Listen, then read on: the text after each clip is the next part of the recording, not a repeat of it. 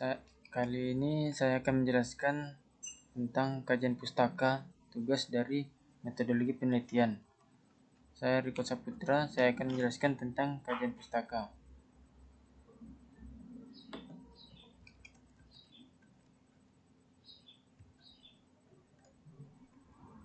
Pertama itu pengertian kajian pustaka.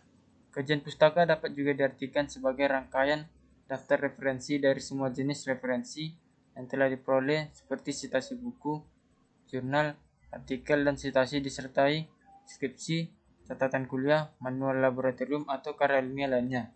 Kemudian dikumpulkan dalam bentuk tertulis. Kedua, cara menyusun kajian pustaka. Kajian pustaka yang baik pada umumnya harus mampu menjawab 5 pertanyaan dasar yang dikemukakan, yaitu yang pertama, apa yang dilakukan atau diteliti oleh penulis.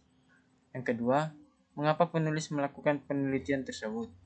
Yang ketiga, apa studi kasus atau di mana penelitian itu dilakukan.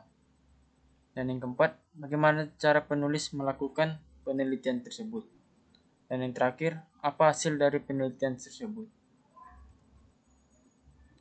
Yang pertama, saya akan menjelaskan apa yang dilakukan atau diteliti oleh penulis.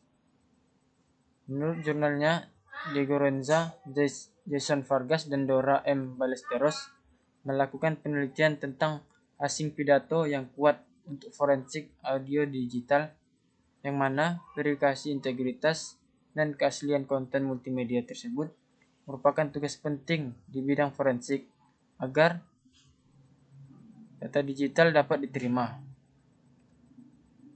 Yang kedua, mengapa penulis melakukan penelitian tersebut? Tujuan utamanya adalah untuk menentukan apakah konten multimedia telah dimanipulasi dengan perubahan yang signifikan pada kontennya, seperti menghilangkan kebisingan, contohnya tembakan, yang dapat mengklarifikasi fakta kejahatan. Dan yang ketiga, studi kasus apa atau di mana penelitian itu dilakukan. Menurut jurnalnya, penelitian yang dilakukan di Fakultas Teknik Universitas Militer Nueva Granada, Bogota, Colombia. Dan yang keempat, bagaimana cara penulis melakukan penelitian tersebut. Dalam penelitiannya, penulis mengusulkan metode untuk menghasilkan nilai ringkasan untuk rekaman audio yang dikenal sebagai HAS. Metode dimulai dengan penerapan MVCC atau Coefficient Capture Frequency Mel dan reduksi dimensi melalui analisis komponen utama atau analisis komponen utama PCA.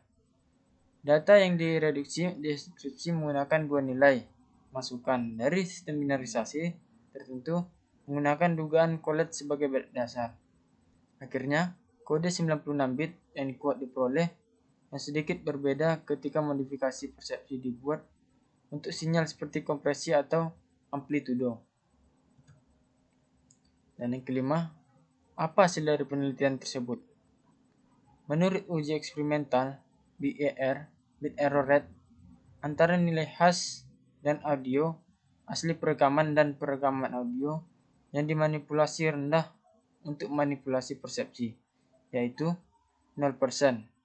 Untuk FLIC dan requantization, rata-rata 1% untuk volume, minus 6 dB gain, kurang dari 5% rata-rata untuk MPEG-4, dan sampling menggunakan filter anti-aliasing FIR.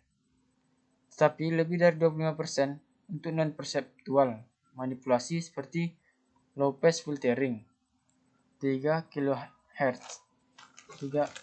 urutan kelima, noise aditif, pemotongan dan pemindahan salinan.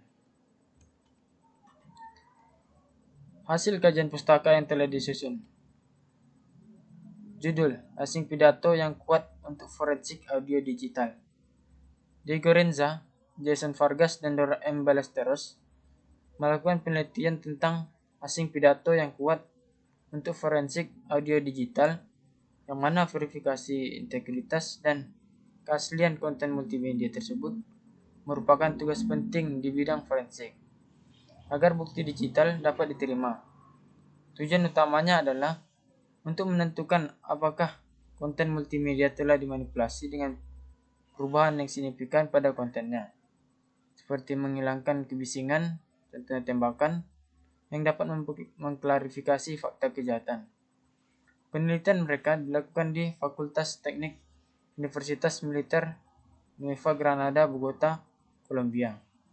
Dalam penelitian ini, para peneliti tersebut mengusulkan metode untuk menghasilkan nilai ringkasan untuk rekaman audio, yang dikenal sebagai hash.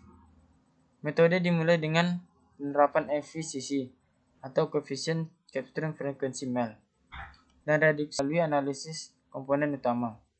Analisis komponen utama PCA, data yang direduksi dan deskripsi menggunakan dua nilai masukan dari sistem binarisasi tertentu, menggunakan dugaan Collet sebagai dasar.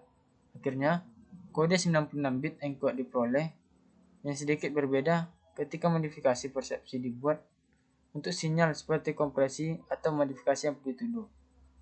Menurut uji eksperimentalnya, BER bit error rate antara nilai hash dari audio asli perekaman dan perekaman audio yang dimanipulasi rendah untuk manipulasi persepsi, yaitu 0%. Untuk VLIC dan reconciliation rata-rata 1%. Untuk volume minus 6 dB gain.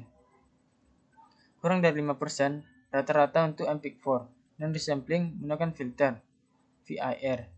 Tapi lebih dari 25% untuk non-perceptual manipulasi seperti low pass, kilohertz urutan kelima, noise additive, pemotongan dan pemindahan salinan.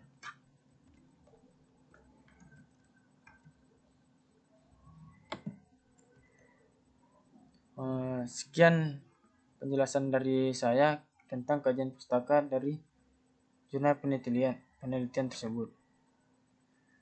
Lebih dan kurang saya mohon maaf. Terima kasih.